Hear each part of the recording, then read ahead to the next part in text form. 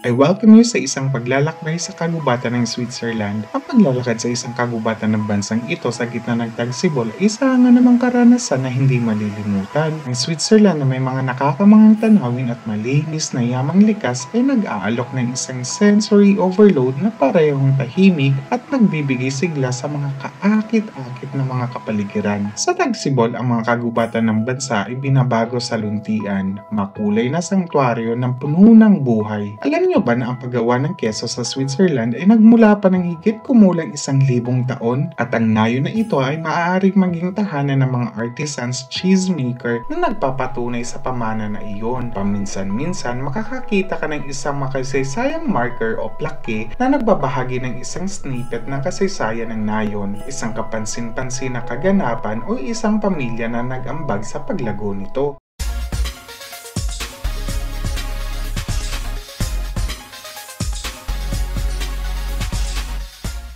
Ang paglalakad sa isang liblib na lumang nayon sa Switzerland na matatagpuan sa gitna ng luntian ay isang karanasan na parang pagpasok sa isang nakakalimutang paraiso. Ang mga nayon na ito nasaksi sa nakalipas at napreserba ang luma at makasaysayang kabahayan sa kabila ng modernisasyon. Isang perpektong halimbawa ng kalikasan at kasaysayan. Ang mga bahay sa mga nayon na ito ay isang testamento sa mayamang pamana ng kultura ng Switzerland. Kapansin-pansin na marami pa ring gawa sa kahoy ang mga lumang kultural na bahay at napalimutian ang mga lumot na simbolo na dumadanas ang bayang ito ng isang matinding pagyakap ng taglamig. Marami sa mga tahanang ito ay nagmula pa noong ilang mga siglo na nakaligtas bilang mga tahimik na saksi sa mga henerasyon ng buhay at kasaysayan. Binabalutan ng mga katahimikan ng nayon na ito, bukod tanging huni ng mga ibon sa himpapawid na tila isang mainit na pagbati. Kung huminto ka sandali, maaari kang makahanap ng isang sinaunang balon o isang kakaibang bukal ng tubig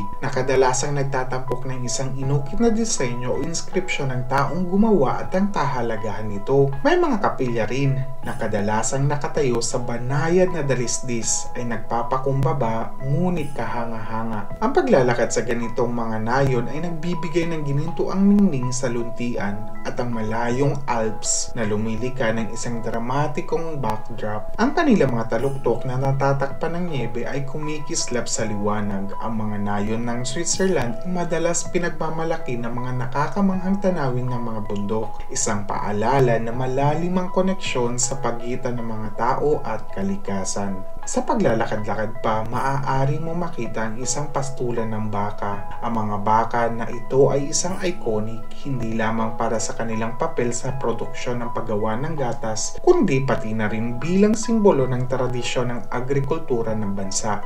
Bago pa natin marating ang pusod ng kagubatan, sinasalubong tayo ng symphony ng mga tunog. Ang mga ibon ay kumakanta ng himig. Ang bawat species ay nagdaragdag ng natatanging huni nito sa kagandahan ng orkestra ng kalikasan. Ang hangin ay presko at nagbibigay rin ng kakaibang bango na hatid ng namumulaklak na mga puno't bulaklak. Ang mga kagubatan ng Switzerland ay mayaman sa biodiversity. Habang naglalakad-lakad ka, maaari kang makatagpo ng na usa at iba pang buhay ilang. Ang mga ecosystem dito ay maayos na napangalagaan salamat sa mahigpit na batas na ipinapatupad ng bansa. Kapansin-pansin na mas malaki ang porsyento ng kanilang lupain ay nakalaan para sa kalikasan. Ang matataas at matatag na puno ay isang tumutukoy na tampok ng paglalakad-lakad na ito. Ang kanilang kahangangang presensya at isang pakiramdam ng katahimikan. Ang ilan sa mga punong ito ay daan-daang taong gulang, nakatayo bilang mga tahimik na saksi sa kasaysayan at nag-aalok ng isang likas na koneksyon sa nakaraan. Ipinagmamalaki ng Exploration and Trails Switzerland ang isang malawak na network na mahusay na pananatili ng mga hiking trail. Ang mga trails na ito ay madalas na may kasamang signpost na nagdedetalya ng mga facts tungkol sa local na flora,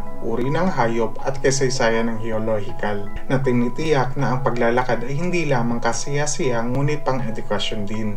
Ang mga sapa at ilog ay tumatawid sa mga kagubatan na marami sa mga ito ay napapabilang sa mga sikat na lawa ng Switzerland. Mahalaga na magsuot ng angkop na damit para sa isang paglalakad sa tagsibol. Ang panahon ay maaaring maging hindi mahuhulaan, lumipat mula sa maaraw hanggang sa maulan sa loob ng ilang oras. Kung naghahanap ka ng kaginhawaan, pakikipagsapalaran o inspirasyon, ang paglalakad sa gitna ng mga puno sa Tagsibol ay nag-aalok ng lahat ng ito.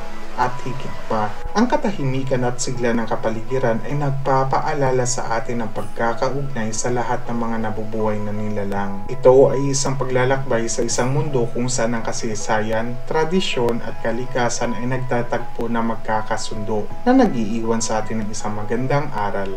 Thank you for watching. Don't forget to like, subscribe, and click the notification bell for you to be notified every upload I'll do. Gracias!